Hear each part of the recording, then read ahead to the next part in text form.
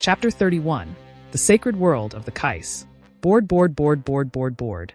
I think, as I sit there for the 24th hour in a row, I hate sitting idle, and try my best to never do so for long periods of time, that I'm wasting valuable time doing so now, for something I may not even be able to use, is a big gamble.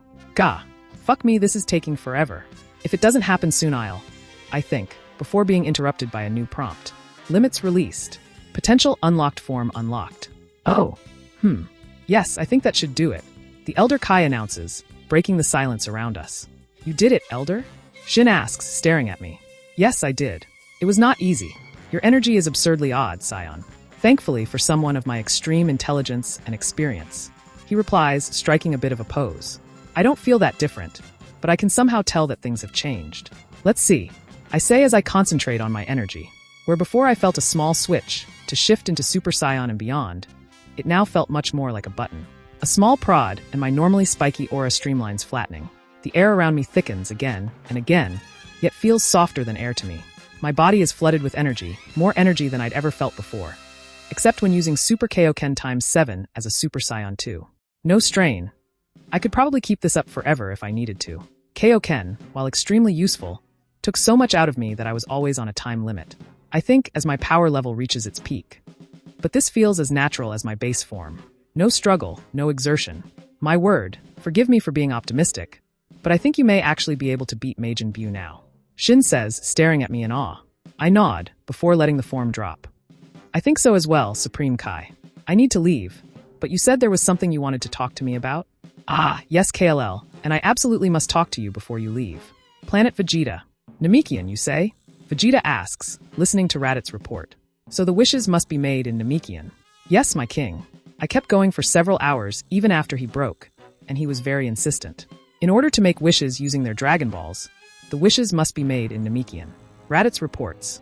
Damn it, Vegeta exclaims, slamming his fist on the arm of his throne, snapping it off. We can't trust that any wishes he could make would be those that we want. This whole thing has been a waste of time. Actually, my lord, I had an idea on that. If we have one of our agents break him out and return to Namek, surely the Namekian would make a wish of the sort. Raditz says, pacing. He already told us the password, but in the common language. He thought it quite funny to tell us the password, but then to explain that it must be in his own language. I made sure he regretted that. How would allowing him to make a wish help? Vegeta asks. He would need to summon Purunga first, using Namekian. The scientists tell me that if we can get them a recording of the password in Namekian and 10 minutes of time, they can most likely build some sort of translation tool. Our agent can then make the wishes he needs to make. Raditz explains. I see. You came up with this on your own? Vegeta asks. Yes, sir, Raditz replies. You've just earned yourself a promotion. The report says the next cycle isn't for over a month, so plan to have someone break him out after they are usable again. Make it look realistic. Vegeta orders. The Sacred World of the Kais. KLL. During my scans while we prepared to heal you, I noticed something that was decidedly off. Shin tells me, as we walk back to the main compound. What do you mean? I ask. Something has greatly stunted your emotions, and I'm afraid to say that it's causing permanent damage. I can mitigate some of it, with another hour or two of healing, but if whatever it continues, you will hurt yourself. Potentially worse than Broly himself is damaged. Shin explains. You mean I could go crazy? I ask. No, not quite. I think it's much more likely that you will lose the ability to feel at all. Your apathy could very well bring ruin to everything. Shin says, please don't take this lightly. You're potentially the strongest mortal in the universe, and to have you lose control would bring disaster to everything. Shit. I think he's referring to the gamer's mind. I think as we reach the inner chambers. Shit. I'm not sure I have the time for the healing right now. I've been gone from Planet Vegeta for over a week now. Things will surely have gone to shit. I can just feel it. I tell him, I promise it won't take more than 2 hours. It would really set me at ease if you'll let me fix this before it becomes permanent. Shin pleads. I sigh before replying. I suppose another few hours won't hurt. My eyes snap open just over an hour and a half later. As I sit up, I can already feel a world of difference. I had turned off the gamer's mind before Shin started working on me, and the difference was astounding. I can't believe what I had been missing out on since the very beginning. Are you feeling better, KLL? Shin asks from my side. Yes, thank you. Was that pun intended, by the way? I ask as I reach out with my senses, locking onto Planet Vegeta. What's a pun? Shin asks. I pause, turning slightly towards him. Never mind then. Thank you again, Supreme Kai. Let me know when you've found Majin Buu, and I'll come deal with him. Shin nods as I disappear with a slight pop. Planet Vegeta. With a slight pop, I reappear on a small hill overlooking the capital city. My emotions are swirling, nearly overwhelmingly. The world around me honestly looks beautiful for the first time. I've come to realize that the gamer's mind wasn't just suppressing my fear and whatnot. It was pushing me towards playing the world like a game, instead of the living, breathing thing that it was. Planet Vegeta Palace. The doors to the throne room are thrown open, as one of the many Scions there rushes in. What is the meaning of this? Vegeta shouts, "My lord, the Scion KLL has reappeared on our tracking system." The Scion says, "Where is he?" Vegeta asks as Indivaya jumps to his feet. "He's here, my lord, on the planet." I stand there for several moments, lost in thought, simply watching the city move around below me. I should go to Bara, see how he is. I should also alert Vegeta that I didn't die, and see if I can't find out what caused Broly to freak out. I think as I start concentrating, there is a slight pop behind me, as someone uses instant transmission to come to me. "Hey, Kakarot," I say, without turning around. Throne room. "Father, please. Let me go as well." Indivaya begs. "No, and that's final," Vegeta says as he returns to his seat. Kakarot doesn't reply, instead of joining me and staring down at the city. There is an odd sense of unease in the air that I really can't understand. Kakarot? Is everything okay, man? I ask. He sighs, before turning around to face me. "KLL, I need to ask you a question, and I need an honest answer from you." "Okay, what's up?" I ask. "Where have you been for the past week?" He asks. Shit. I can't explain Otherworld to him. They don't even know about King Kai, let alone anyone above him. I think, rapidly trying to find an answer. "I really can't answer that," I replied lamely after several seconds of silence. "How did you bring the Scions that died to Cooler and Indivaya back to life?" Kakarot asks, frowning. "What is this, man? You've never asked me these things before, so why now?" I ask indignantly. "KLL, this is your only chance to be honest with me. So please, just tell me the truth." Kakarot almost pleads. "I'm sorry, Kakarot. I can't tell you what you want to know." I reply. Shaking his head, almost sadly, he replies, "I'm sorry too." He reaches out, as though to pat me on the shoulder. As his hand touches me, I feel myself get yanked into instant transmission. We reappear moments later, in the wastelands of the Western Hemisphere. Kakarot's energy explodes around him, as he quickly ascends to Super Saiyan 2. I barely manage to get my guard up before his snap kick is launching me through the air, slamming me through several rock outcroppings. As I pull myself from the rubble, I ascend to Super Saiyan 2 as well. Shit, he's actually stronger than I am as a Super Saiyan 2. I think, while the difference isn't huge, it's enough that with time and effort, he could kill me. "Kakarot, what the hell is this? Why are you doing this?" I ask. "I don't want to do this, KLL, but I've been ordered to kill you, and I can't just say no." Kakarot replies as he stops 15 feet from me. "I see," I reply, outwardly calm. "The fuck is happening here? I leave for a week, and now everyone wants me dead?" I know Kakarot. He wouldn't be doing this unless he was ordered to. I think, "Kakarot, you need to stand down. Don't do this." I say, almost pleading. "I'm sorry, KLL." Planet Vegeta. As Bara continues his training within the gravity chambers, he pauses, turning to the west. When did Kakarot get so strong? And KLL. As Kakarot rushes in, my aura comes to life around me, flashing burnt orange. I raise my hand, catching Kakarot's spinning kick with absolute ease. My own power level, at nearly 100B, absolutely dwarfs his own. I don't feel too much strain from only using Super Kaioken. Gripping hard, I twist my body, launching him over my shoulder. He slams into the ground, bouncing twice before he manages to get back on his feet. Staring at me, he finally gets a true measure of my power. "I won't tell you again, Kakarot. You don't have to do this. We have much more important things to deal with than whatever the hell this is." I yell at him. Kakarot scouter bings twice, as he reaches up and taps on the button. Yeah, no, it's definitely accurate. He can multiply his power level even while ascended. Kakarot replies to an unheard question. "No, I can still handle this, as long as I have your permission. Understood." 3 long beeps sound from the scouter, meaning a general alert would be coming through, as every beacon, speaker, TV, and scouter on the planet turn on. "My people," King Vegeta's voice comes through. "I know that a few of you have reported sounds of a battle coming from the wastelands. Do not be alarmed. We have a renegade Scion that has been using illegal upgrades to empower himself. Within a few moments, our own Kakarot, captain of the Super Strike Force, will put him down. You are all to remain where you are. Do not approach the battlefield. Anyone that disobeys this order will be held for treason. That is all." As the announcement ends, I shake my head. I see. So this comes straight from the top. He doesn't trust you, KLL. You have far too many secrets as it is. I'm sorry to say that some of the questions he has raised doesn't look good. For the good of our race, I have to put you down. Kakarot replies, "Put me down?" I ask incredulously, "What makes you think you can?" I really wish you'd learn, KLL. I've heard your stories, and they always seem to go in the same way. You have an advantage and then piss it away by talking. You somehow win in the end, by the skin of your teeth, but never without loss. Kakarot says, as his energy begins to move weirdly. So I have to wonder, if you win today, what will you lose? I watch him closely, absolutely puzzled by what he is doing. I don't know what you have up your sleeve, Kakarot, but it's not going to be enough. I can keep this up all day. I tell him, "You're a fool, KLL." He says, staring at me, "You asked me once, what would I do if I knew that there was another step beyond? What did I say?" He grunts out as his power level starts to skyrocket. I launch myself forward, realizing what's happening. I quickly push to times 7, making my current power level nearly 300B, pushing it all into my speed and strength. As my fist slams into his cheek, I'm blasted back by a wave of energy, the hit barely clipping him. As I flip through the air, I right myself, holding myself in the air as the waves of energy stop. "You said you'd find a way," I reply, staring at Kakarot. His long golden hair reaches his mid-back. Kakarot had reached Super Saiyan 3. I dodged back as Kakarot's spinning kick goes over my head. I push back upright, right as he reappears at my shoulder, slamming a punch into my gut. I double up, barely able to breathe as I'm launched away. I push my energy harder as I block the next punch, feeling the bones in my arms creak from the pressure.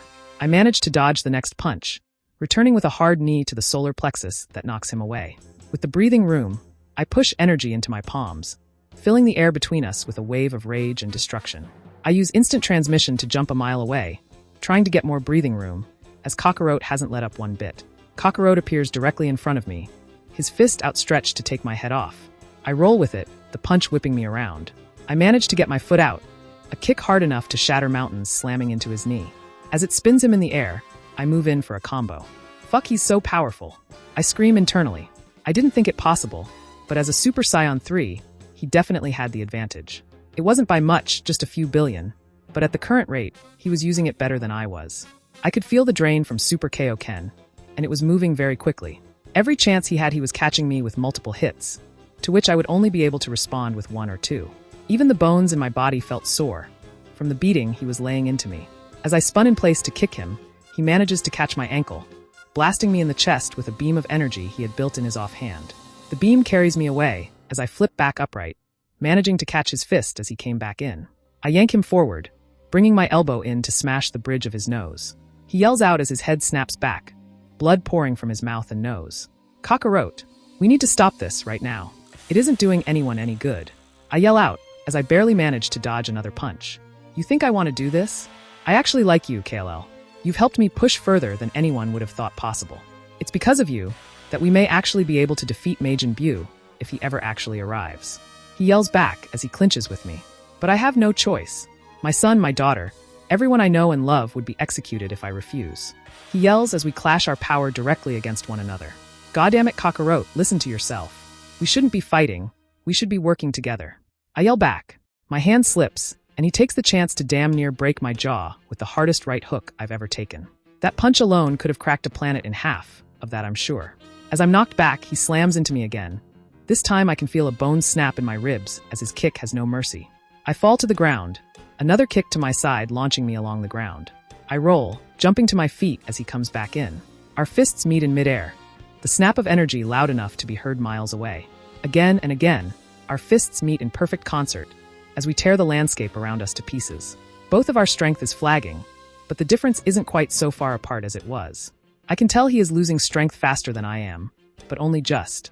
If I can keep this up and not slip up too badly, I can win this war of attrition. From the look in his eyes, Kakarot can tell the same thing. "I'm sorry, KLL.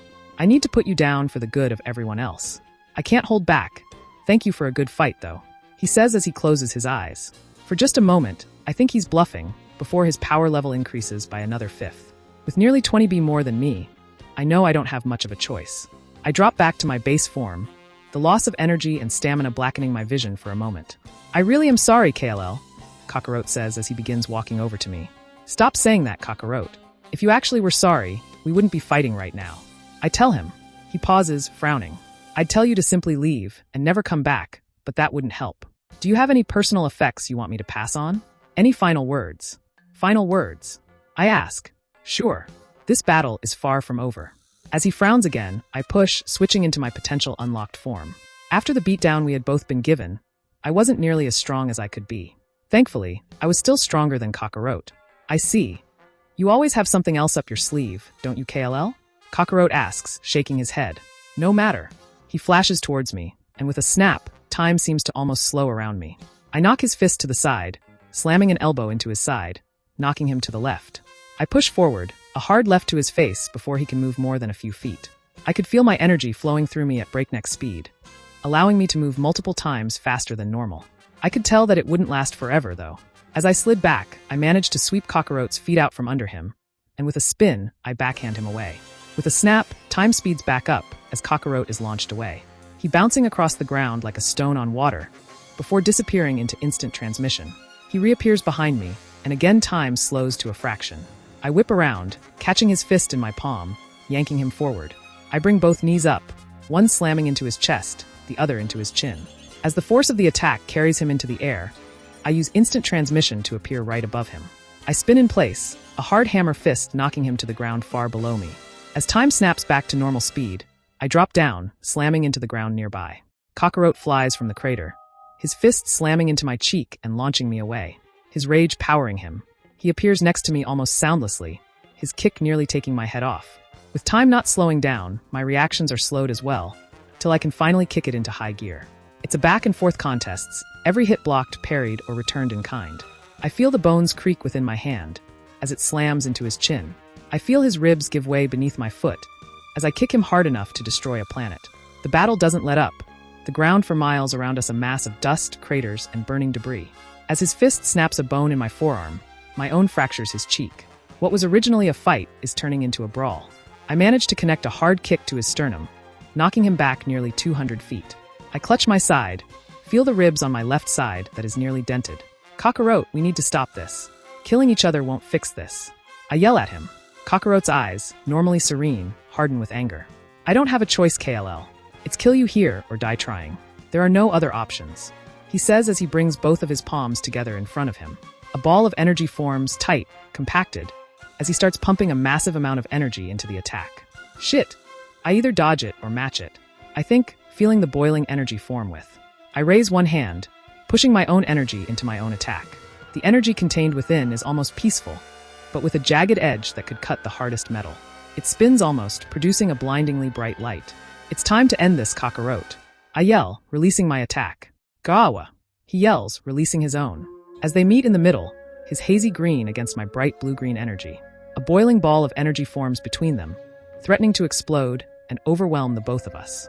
I bring my other hand up, adding more energy to the beam, doubling its power. From the other side, another boost, as the attack nearly triples in size. It's over. I yell, pushing my last bit of energy into the attack. With a pop, Kakarot appears at my side, his punch nearly killing me as I'm knocked from the sky.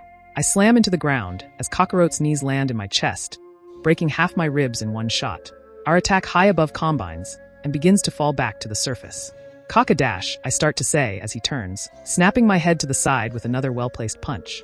I try again to warn him, but the battle rage has clearly taken over as he pummels me into submission. Fuck.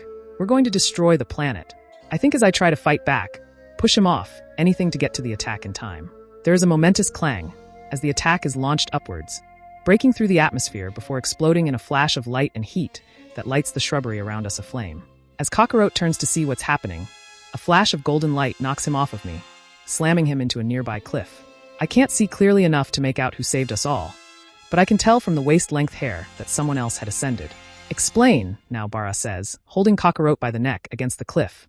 I roll over, retching up blood before my eyes can finally focus completely. I stare up in awe at something I had never expected. Kakarot struggles to break free, but is unable to do so, before Bara finally lets go of his throat. Moving faster than even I expected, his fist slams into Kakarot's stomach, doubling him up, before pulling back and backhanding him away. He floats down to me, landing next to me. A sharp pinch, and he's injected me with healer. Don't worry, man, I've got this, he tells me before turning back to Kakarot, who had finally gotten to his feet. While Bara wasn't as strong as either of us, with all the damage we had done to each other, he was towering above us both. I'm under orders from King Vegeta to end the threat KLL represents, Bara. I know he is your friend, but it must be done. If you won't help me, Bara, at least stand aside. Kakarot says, squaring up. Hey guys. I ask as they have a standoff. I don't think so, Kakarot, Bara says, glancing between us. I don't care what you think of KLL, but he has done nothing but help us. I won't just step aside and let you kill my best friend. Damn it, Bara. Think about what you're saying. Kakarot explodes, angrily. If you do not stand aside, it's treason. You understand that. Bara looks uneasy at that, but still doesn't move. It's treason, then. I'll not stand aside and let you kill him. Guys, I yell, from where I am just now getting to my feet. You're as much of a fool as KLL then, Bara. I had higher hopes for you. Vegeta said there was a chance that you'd be lost to us. No matter. I can still take care of you both. Kakarot replies as he starts pumping out more power. Bara grunts, forcing his feet into the ground slightly, as his own power level shudders, moving up slowly. Hey! I yell as loudly as I can. What? They both yell back, turning towards me. I think we have bigger problems now, I say, pointing towards the horizon. They both turn, following my finger, to see something none of us expected to see so soon. A large black ship, nearly the size of a small city, is smashing its way through our atmosphere, scraping through the landscape as it lands. The evil energy I can almost sense coming from within the ship is massive. Its presence nearly overwhelms me, but I manage to concentrate on it. I can't even get a sense of his power level, as it feels more like a moving black hole than anything. Buu has arrived,